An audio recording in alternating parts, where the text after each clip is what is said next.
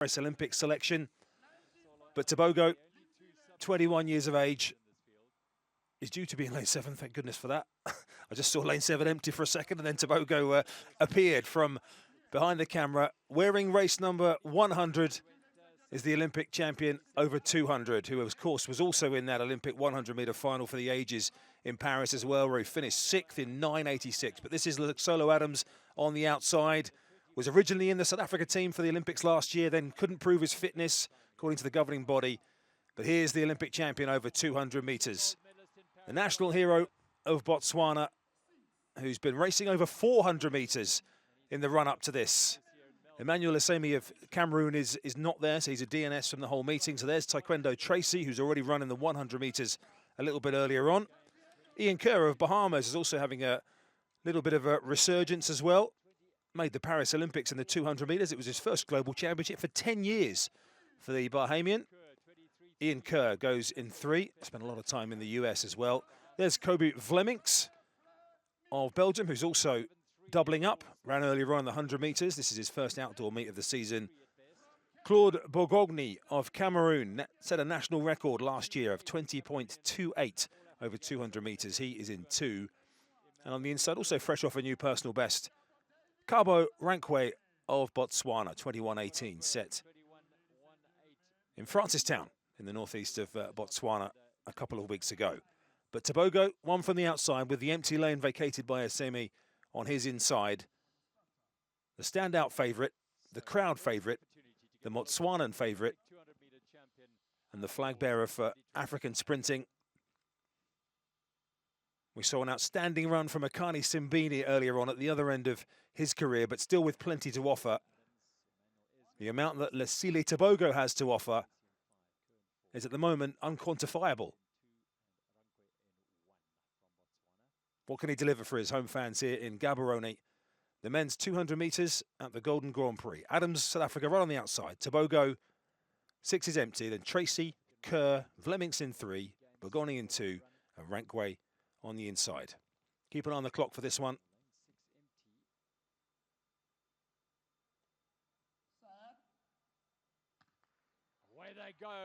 They're away, and Tebogo almost seemed to take out 2 or 3 strides on the athlete. Adams outside him immediately from the blocks. Vlemings is going out strongly in the red for Belgium on the inside as well, already through on Kerr. But Tebogo will start to get moving now. He has got some challenges on the inside, but Tebogo looks to be running well within himself and easing away for a comfortable victory, shutting it right down, and still just outside 20 seconds for Letsile Tebogo. Well, they came to see him win, and win he did in his own inimitable style. Letsile Tebogo dominated at some percentage of his maximum. Letsile Tebogo, it looked like a commitment to the start. It looked like maybe he was practicing his start there. And around the top bend, around about halfway, hopefully we'll see it on the replay. Oh, look, Soto Adams, that was when he kind of, I think he just turned on the afterburners. Is a skill to running round the bend and off the bend. And I suddenly thought, look, Soto Adams is gaining on Tebogo, or certainly stopped losing ground. But I think that Letsile Tebogo was just doing enough to win today. And we mentioned the fact it's 5.5 weeks to go until the World Championships, until he can have another shot at a global title. And perhaps Letsile Tebogo just respecting where he is in his training. As we have a look here at the replay, Letsile Tebogo, great start up on Letsile Adams. And if we wait for 20 or 30 metres, you see here, Letsile Adams, he suddenly starts holding on to, okay, it was very short-lived, around about 20 metres. The South African was holding on to Tebogo. But he's built up so much speed, so much momentum. He can pretty much walk across the line. We know he's in form from those 400 metres. He has been racing. He is fit. But I think Letsile Tebogo perhaps just holding a little bit back here in Gaborone and saving those fast times for races in the next couple of weeks. Just watching Adams on the outside there. I don't know if he just stumbled or felt something as well. It was slightly awkward. He's just holding his left hamstring there. So Adams, who's had a number of issues, trying to get himself back to the top level, the World Championship finalist from a couple of editions ago. Hopefully he's okay at this early stage of the season. But as you say, Tebogo was shutting it down from pretty early on. His 200-metre season debut. He's going to be appearing pretty early on in the Diamond League circuit as well. Africa, of course, have never won a men's Olympic 100 metres medal. Simbini's come so close. Tebogo, even though he was 6th, was within a whisker of getting a medal in Paris. sixth sounds like you're miles away, but actually in that final he was within a couple of hundredths of a second. As we see confirmation, 20.23 the winning time for Letsile Tebogo, who came for the win. The fans came to see him win, and they got that. Adams in the end ran well for second on his comeback, and Flemings ran well for a very long way as well, ran a good bend, 20.45. And you could see the stand up at the far side of the picture now when the athletes were in their blocks. That was absolutely full with everybody waiting to see Letsile Tebogo. This stadium, of course, absolutely rammed for his homecoming tour in August. And I remember he came to the homecoming tour and these pictures of it being absolutely bonkers, everybody all around him. And he thought his season might be over, and his coach said, no, come on, there's a few more Diamond Leagues to go. And he saw this very tired young man kind of drag himself back over to Europe to do a few more races. But the year he had last year, losing his mum in May tragically, and somehow the performances were up and down when he started competing again, and he said his whole team were very kind to him, very supportive, kind of took that pressure away, and he managed to kind of regain that focus and that ability to put himself in such an exposing environment just in time for the Olympics. And it was wonderful to see him get that fairy tale ending. Just have a look back across some of the results from earlier on in this 2-hour programme. And Mbata, the 17-year-old from South Africa, took the first win of the day by just 100th ahead of Wiseman Makobe. New personal best for the South African as well, 49.06.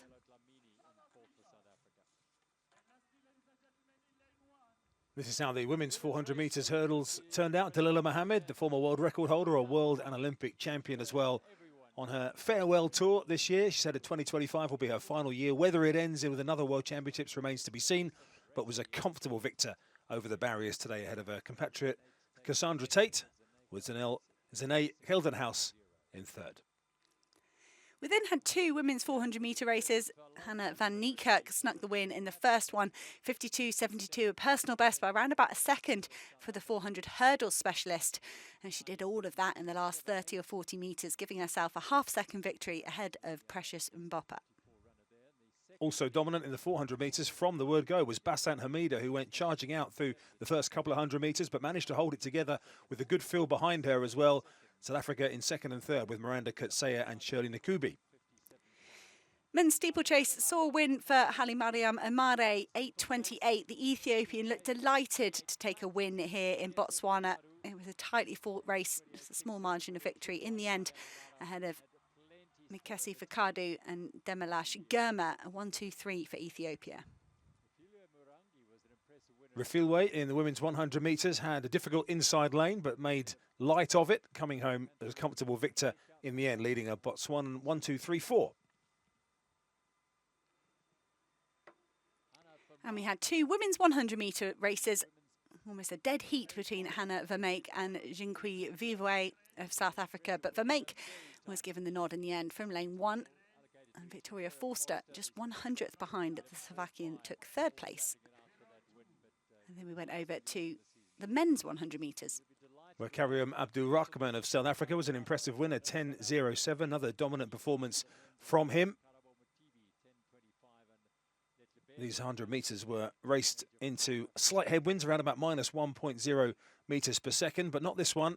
Minus 1.7 metres per second, yet still a world-leading time of 9.90 for Akani Simbini, the recent world indoor medalist. And Africa's two fastest men were the two fastest men in that race as well today.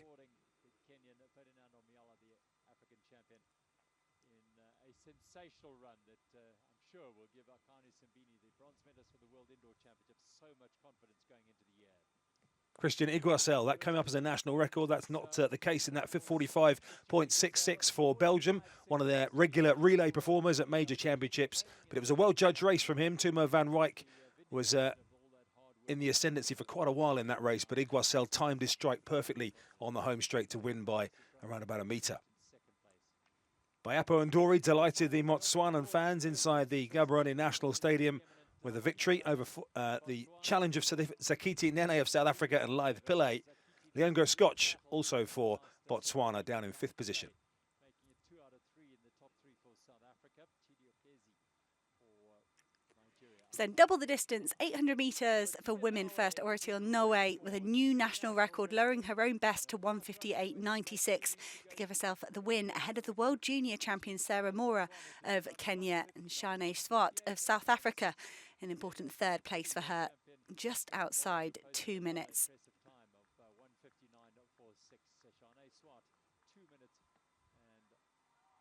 And on the men's side, it was a Botswana 1-2.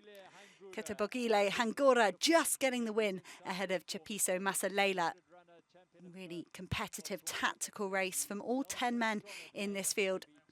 Laban Chepkone of Kenya coming out in third.